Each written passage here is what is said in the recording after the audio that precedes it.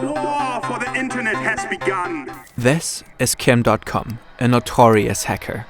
I was a hacker. Probably one of the most famous ones in computer history, and maybe a whole lot more, depending on which version of the story you believe.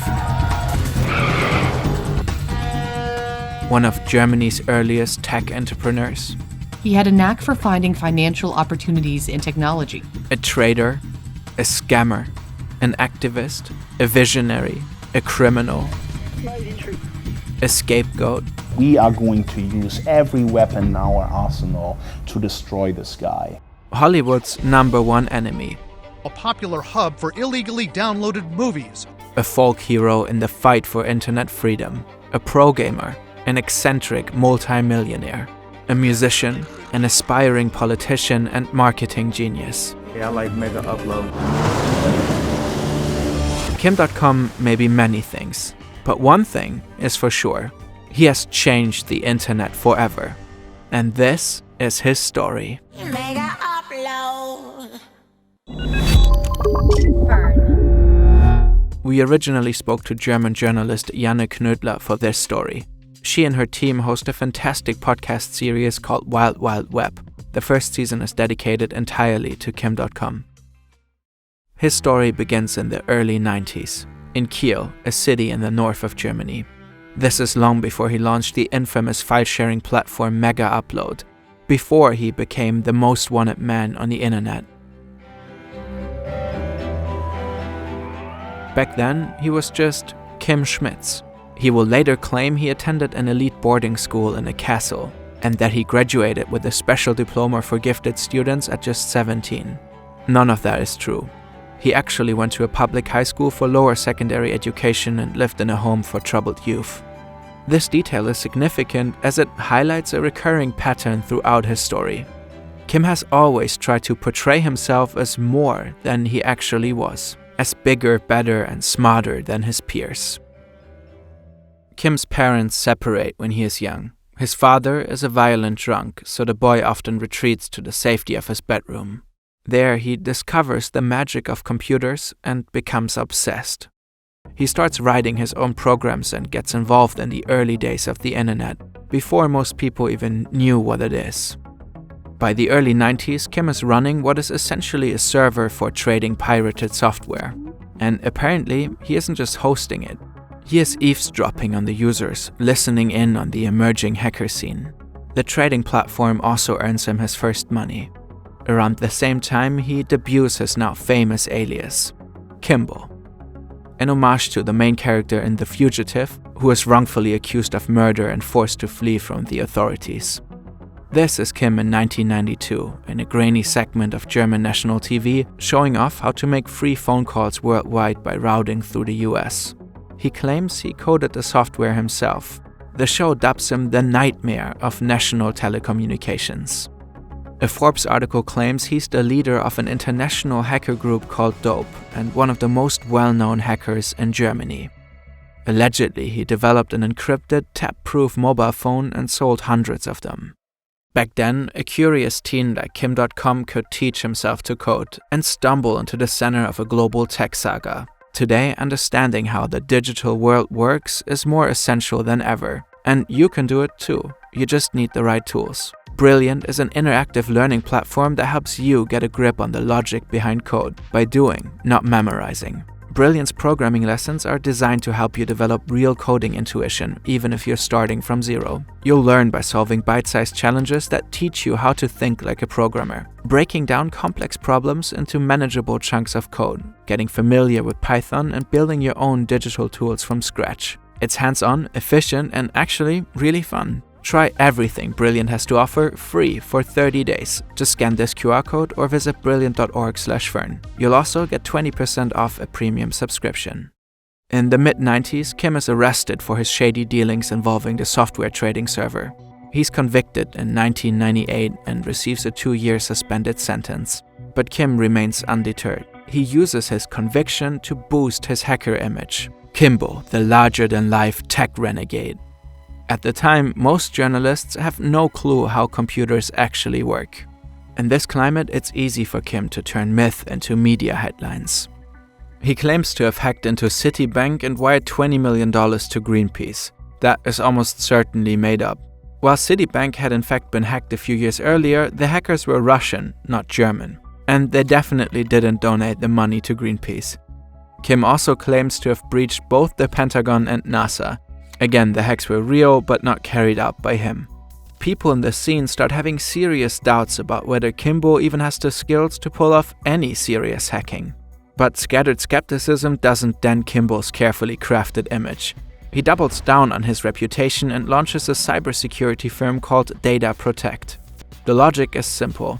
Who could better protect you from hackers than the most dangerous hacker himself? Data Protect takes off and he starts to make serious money. In 2000, he sells 80% of the company. It's the peak of the dot-com boom and Kim has ideas. Some are actually ahead of their time, like an early version of two-factor authentication years before it became a thing. Then there are also ideas like the Mega Car, a concept car with an onboard computer, built-in video conferencing, and 16 SIM cards for mobile internet on the highway. It never hit the market. In any case, Kim becomes a rising star in the business world, and he shares his extravagant lifestyle online. Hello everybody, this is Kim Dotcom. This is my girlfriend. This is my car. This is my cow storage. This is my beach. This is my sky. What the fuck? Die Hauptsache ist, dass alle happy sind. Und wenn alle sagen, wir fahren jetzt höchstens 220 und nicht mehr 300, dann machen wir das so. Private jets, luxury cars. During peak dot-com mania, he claims he'll rescue the flailing e-commerce startup letsbuyit.com. And he makes a headline-grabbing appearance on a German late-night show to sell the story. Du hast dieses Unternehmen gerettet, ist das auch richtig? Das ist richtig, ja. Warum bewirft man dich dann mit schmutzigen Vorwürfen in der Presse? In truth, Kimbo never actually saves that firm. He buys up shares on the cheap, pumps the stock with media hype, and then cashes out. That's textbook insider trading and illegal.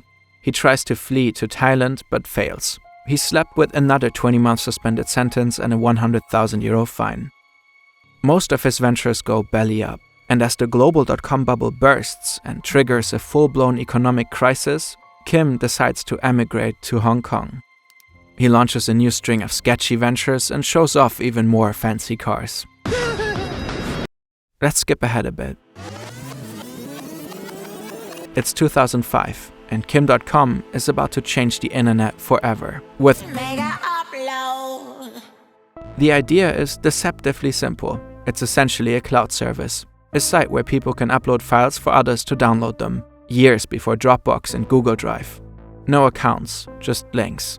It doesn't take long for people to realize that Mega Upload makes it very easy to share entire movies and full-length music albums. Kim is not the first to offer this kind of service. But Mega Upload just works extremely well. A lot of storage for the time, fast downloads. The company quickly morphs into a sprawling network. Some of you may still remember the sister site Mega Video and its infamous 72-minute time limit. At its peak, Mega Upload is the 13th most popular website on the internet. With 50 million users a day, it accounts for a whopping 4% of global online traffic. This is before Spotify and Netflix. Back then, people would spend a small fortune on DVDs and CDs. Around $20 for Spider-Man 2, $16 for the new Green Day album. And all of a sudden, it's all out there for free. Hollywood and the music industry quickly realized they're missing out on massive chunks of revenue. So in the early 2000s, they declare war on piracy. First, they sue Napster into the ground. A federal court ruled Monday Napster must stop allowing music fans to swap copyrighted material. Then comes the DVD scare ad era.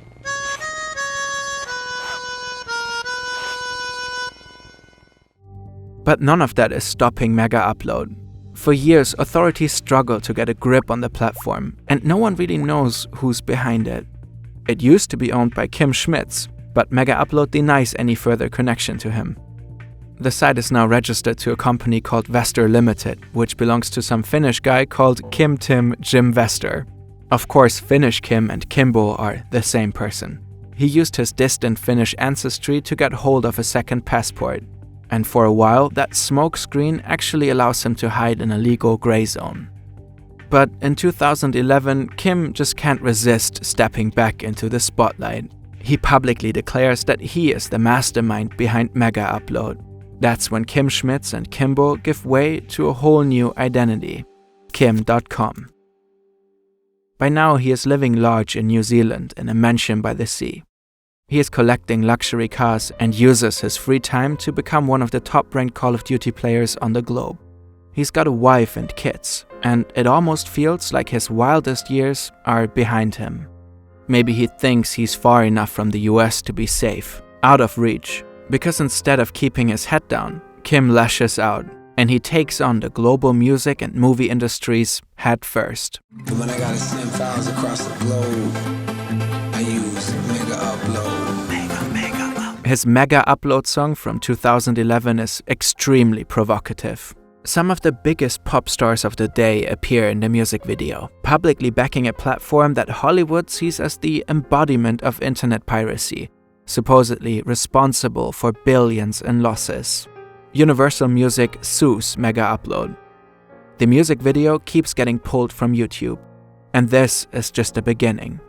The media start calling Kim Dotcom the movie industry killer. With his mansion, his fleet of cars, and his private chopper, he doesn't look like a tech renegade anymore.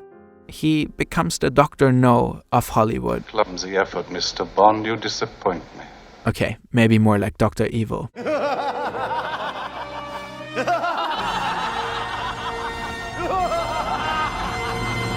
Either way, he becomes a scapegoat. On January 20, 2012, New Zealand police raid Dotcom's Auckland mansion at dawn. At the request of the FBI, more than a dozen heavily armed special forces storm the property. They call it Operation Takedown. They seize luxury cars, designer watches, and hard drives. Simultaneously, there are raids across 8 other countries. In Germany, police confiscate a brand new Mercedes Kim just got his mom for Christmas. The FBI takes over Mega Upload. All sides of the company go dark. The authorities claim that Kim Dotcom is the ringleader of an international criminal enterprise, that his platform has been built from the ground up to traffic stolen digital content, and that everything else, the branding and business model, is just a front to cover up its real purpose. According to US prosecutors, he and his accomplices have caused $500 million in damages while making $175 million for themselves. Now, Kim is facing extradition to the States and up to 55 years in prison. But is that really the whole story? Is Kim Dotcom actually a criminal mastermind? His defense is pretty straightforward. He says he basically invented Google Drive before Google did, that Mega Upload was just a platform, and that he couldn't be held accountable for what users chose to up or download. But under US law, being a file-sharing platform doesn't just give you a free pass. You have to actively make sure copyrighted content isn't being shared illegally, and the indictment documents say he did too little, too late. Kim, of course, insists otherwise. He says Mega Upload had systems in place to take down copyrighted material upon request. He claims his platform even provided big Hollywood studios with the tools to remove the content themselves. But prosecutors argue that Mega Upload's supposed good intentions were just a front. Behind the scenes, they ran a rewards program, paying users to upload popular shows and movies. The platform also supposedly dragged its feet on takedown notices, keeping content online longer to rack up more clicks. Janne Knödler and her team have reviewed leaked Mega Upload documents and emails. They suggest Kim and his crew were fully aware of what was going on their platform. Kim insists the whole thing is a massive political conspiracy. He's never been able to provide any proof. But the full-blown international raid and the threat of 50+ years behind bars, that does look like authorities are trying to make a point, turning Kim Dotcom into an example. And there is a political layer to this story. The US film and music industry do in fact have massive lobbying power. For example, the then head lobbyist for Hollywood's biggest trade group MPAA was a close friend of then Vice President Joe Biden. And Biden has a reputation for being tough on online piracy. Over 10 years pass. Kim Dotcom relaunches Mega. He dabbles in New Zealand politics. He gives interviews, hops on creator live streams, and stars in documentaries. His story is turned into a best-selling book, and he's even getting his own biopic. A German public broadcaster is producing a 6-part series on Kim Dotcom's rise, fall, and digital rebellion. A gripping, high-energy miniseries about the life of the internet's most audacious outlaw. For a decade, he fought his extradition with all that he's got, appeal after appeal, hearing after hearing. But in August 2024, New Zealand's Justice Minister signed the order. Kim Dotcom will be extradited to the US. He faces charges of copyright infringement, money laundering, and racketeering. Just months later, in November 24, Kim suffered a serious stroke. He hasn't said much since. Just one post on X saying he's in recovery, asking for patience and prayers. So, who is Kim Dotcom, really? An internet freedom fighter? Or a ruthless criminal? The truth, as always, is messy. He's charismatic, funny, larger than life. A guy who dreamed up ideas long before the tech world turned them into reality. But also a guy who spreads wild conspiracy theories and loves to take credit for things he most likely didn't do. Someone who can read the room, hack the system, and turn it all into a spectacle. Yes, he built a platform that made piracy easy. But in a world where the old media giants were losing control, .com was turned into the perfect villain. The poster boy for a digital Wild West they couldn't contain. At the end of the day, Kim Dotcom held up a mirror to an industry that had completely slept through the internet revolution and was desperate to stop the clock from ticking.